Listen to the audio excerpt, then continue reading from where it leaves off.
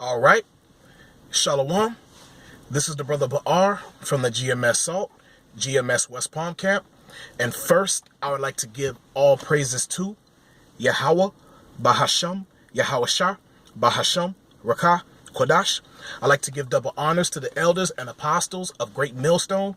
I like to give salutations to the Akim preaching the gospel across the four corners of the earth in truth and in sincerity.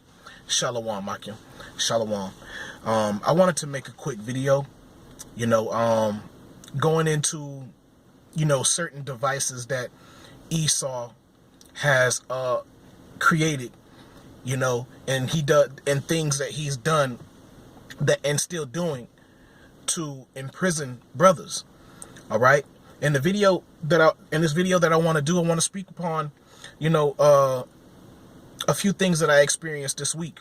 At least one situation that I experienced this week, and this situation has happened before me coming into the truth.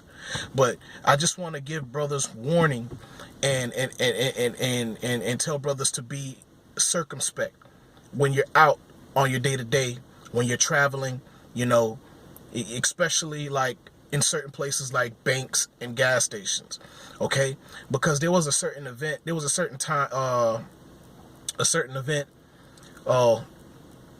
this week. I went to the gas station with a friend of mine from the world, and Salakia, and we went to the gas station, and as soon as we went to the gas station, we encountered, a woman, an old Jake woman, who was standing by the bus stop, and she called us. She was like, "Hey," she was like, "Yo, y'all can give me a ride or whatever." We was like, nah. She was like, "Oh man, I don't have any money for the bus." So I'm thinking initially, why is this lady at the bus stop and she ain't got no money for the bus? So whatever, we thinking that she's, a buddy or a crackhead, however brothers want to call them. That's what we just assuming that she was, right? Because she had suitcases and stuff like that, and she trying to catch the bus, and she ain't got no money to catch the bus, but she want to ride from us, right? So we going into the store, we walk into the store, we walk to the front door, the 7-Eleven, and as we're at the 7-Eleven, we see another set we see like a couple more homeless people, right? And they're like, "Yo, yeah, man, what's up? Can we get a ride? We need a ride somewhere or whatever." We was like, "Nah, man, whatever, man." We just walked right in because, we somewhat in the hood. We know what this whole thing is, man. Like, whatever, man. You a buddy, man, whatever. So we walking in, we buy whatever we have to buy within the store. We come out, and the brother went to go pump gas in his car, and I was on the passenger side. I was standing outside the car, and this guy, this Edomite looking bum, was coming towards us, and he was talking. He was like, "Yeah, man, he didn't look too much like a bum, but he looked like he didn't have anything, but he had a decent phone." So he was like, "Yeah, man, yeah, you guys can take me somewhere, man. I don't have any money on me right now, but if I can get to where I'm going, I'll pay you guys, whatever." Was like, "Nah, man, we can't get you a ride, man. No, we can't give you a ride." And he kept walking and kept approaching us, and he kept approaching me on my side of the door. Now, mind you, we told you once and twice, "No, we're not going to take you anywhere. Nah, we're not going to take you anywhere." But he kept pressing the issue, and he kept pressing the issue, and I had to raise my voice, for a second. You know what I'm saying? And I know the brother who I was with, he was very quiet, but he's the type that, he'll blow up.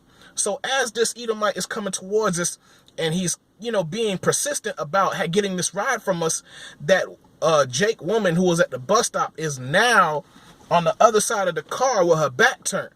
And she got luggages and stuff like that, as if she's just listening.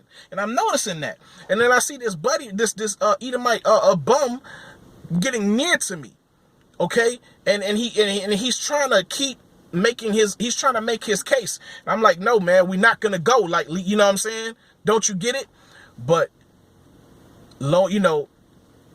after the situation slightly diffused, the brother finished pumping his car, and I told him, "Man, let's go. Let's get out of here. Let's go. Don't worry about the people. Let's go." So we're driving, and as we're pulling out a 7-Eleven, I'm telling her, I was like, "Yo, all of that sound like a setup." All right. Because from the moment we left the car to go inside the store, it felt like a movie. It felt like a movie set. Okay. And from the time that the bummy Edomite man approached us, he was just too persistent. The lady who was asking for the ride, she was too persistent. The bums that were by the front door, they were too persistent. So as we were leaving, I said, man, it felt like a setup, right?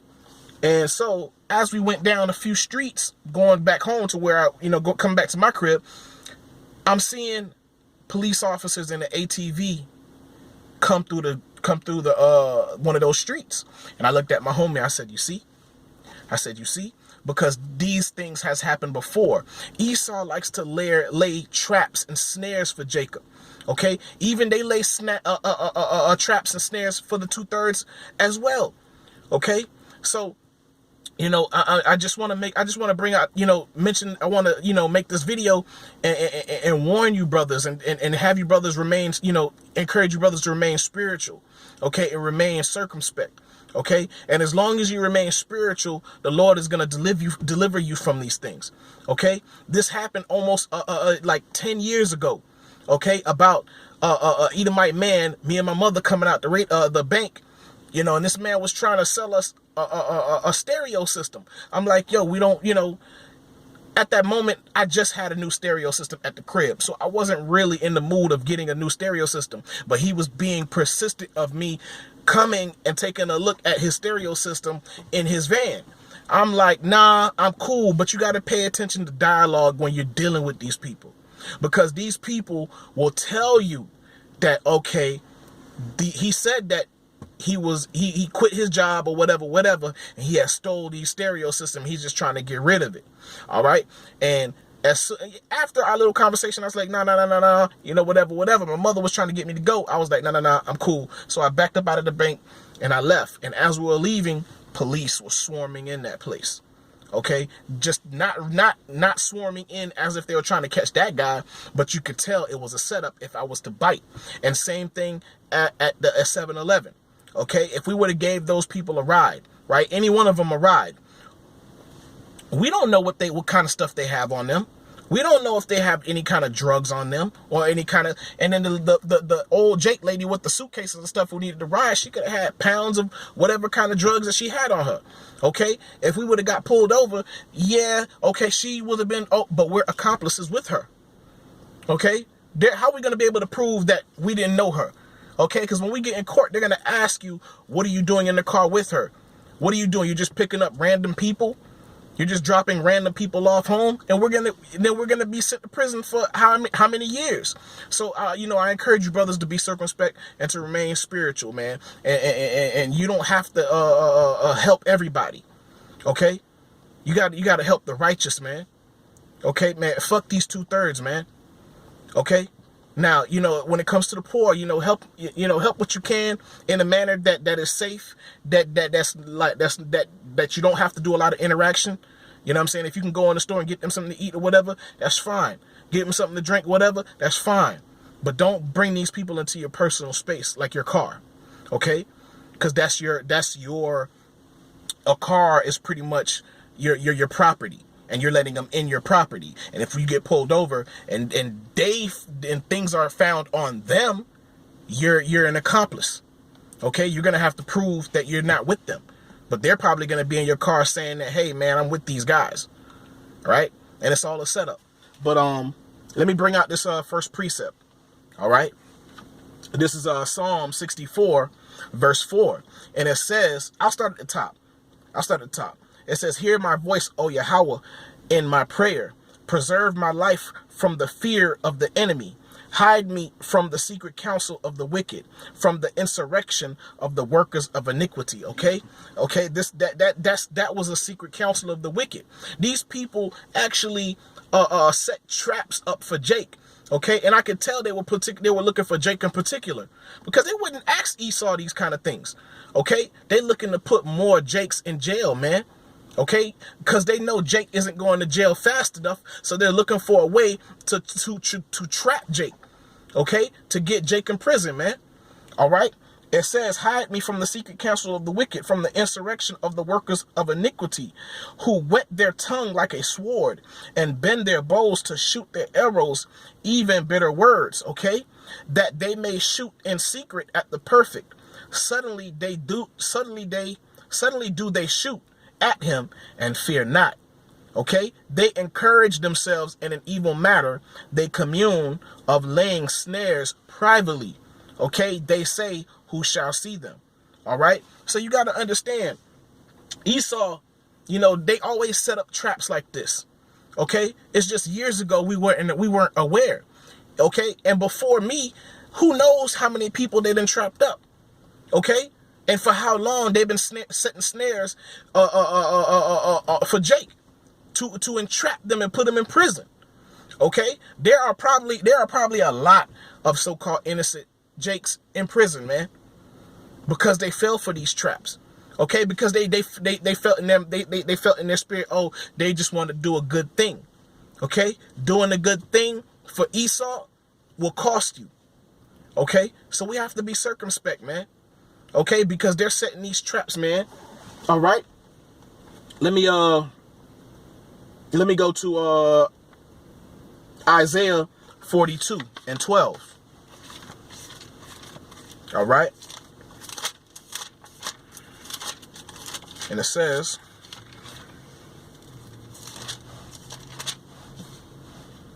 Isaiah 42:12. Hold on. Oh, verse 22, Salakia. Yeah, I messed up.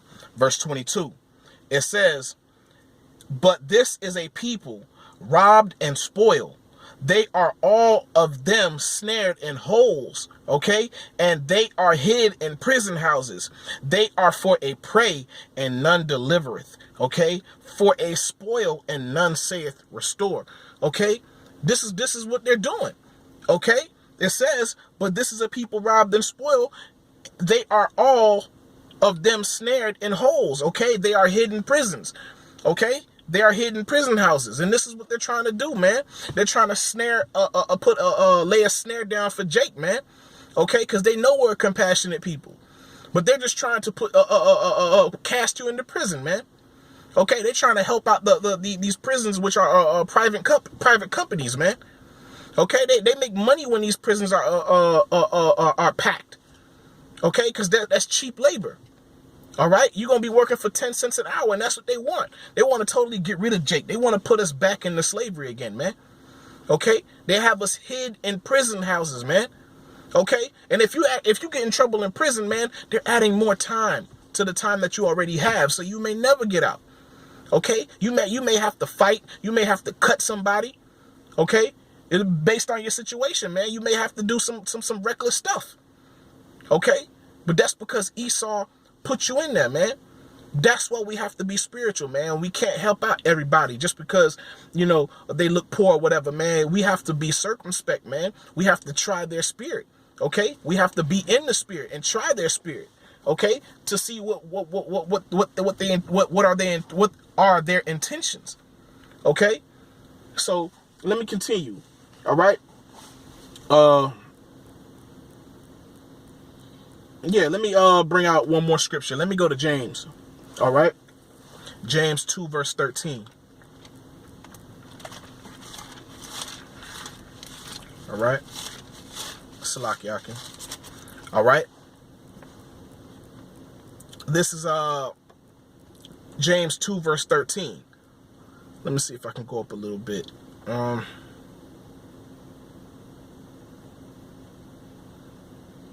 Okay, yeah. I'll start at 12. It says, so speak ye, and so do as they that shall be judged by the law of liberty. For he shall have judgment without mercy, that hath shown no mercy, and mercy rejoiceth against judgment. Okay? The Most High is not going to show Esau any mercy. Okay? The Most High is going to show mercy to Jacob. Esau doesn't deserve mercy, because Esau does cruel things to Jacob just like this, man. Okay, he puts innocent people in the prison houses, man, and hides them in these places, man. Okay? And knowing that a lot of these people, they're not ready to go into these prison houses. They're not going to be able to use phones. They're not going to be able to contact their families. They're not going to be able to eat. Okay? They're going to have to be grimy in that place, man. And they're just going to have more time added on to them, man, just so they can have you working for cheap labor, man. That's a very cruel thing. That's why the Most High is not going to have mercy on Esau, man. Okay? That's why these other nations are going to go into captivity, because it's just not Esau that plan these things out. Okay? The other nations help Esau doing these things, man. And they're going to pay for that too. And as well as our own people, 2/3 of our own people, they're going to pay for what they've done too, for betraying their people, for going against the Lord. Okay? They're going to pay the price too, man. All right? I just wanted to make this quick video, man, just to let you brothers know, man, remain circumspect and remain in the spirit, man. Okay? And try the spirit, man. Okay? And don't be helping everybody just because they look poor, man, because you never know. If they need a ride from you, tell them no. Okay? Maybe you can give them a little change so they can catch the bus or whatever. You could do that. But bringing them into your compartment, bringing them into your property, if the cops pull you over and there's something on them, you're going to get in trouble for that too. Okay? Because the one you like, lady had a briefcase. She could have had pounds of weed. She could have a couple keys of cocaine. I know it sounds crazy, but if they're willing to go that far, how much further are they going to be willing to take it? Okay? They'll do anything just to get you. But all they got to do is get you in position. All right? But we have to remain circumspect, Akim. All right? I want to give all praises to Yahweh, Bahasham, Yahweh Bahasham, Rakah, Quadash. I like to give double honors to the elders and apostles of Great Millstone. I like to give salutations to the Akim, preaching the gospel across the four corners of the earth in truth and in sincerity. Shalom, Akim. Shalom.